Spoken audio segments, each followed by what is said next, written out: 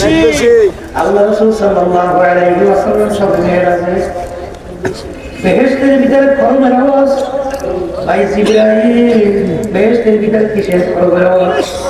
হে আল্লাহর রাসূল আপনার বেলালের খরমের আওয়াজ শোনা যায়। ওমর ফারুক রাদিয়াল্লাহু তাআলা দুনিয়া রাজত্ব করলেন, বাংলাদেশের মতো প্রায় 200 দেশের রাজা। তিনি যখন সাহাবায়ে তার সঙ্গীদেরকে নিয়ে বসে থাকতো, অনেক সময় বেলাল রাদিয়াল্লাহু তাআলা যুদ্ধের মধ্যে করতেন, তিনি সম্মান সূচক শব্দ ব্যবহার করতেন, সাইয়্যিদানা বেলাল।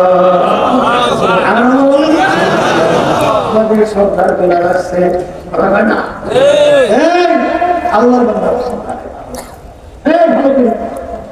বেলাল রাদিয়াল্লাহু তাআলা কেমন সম্মান!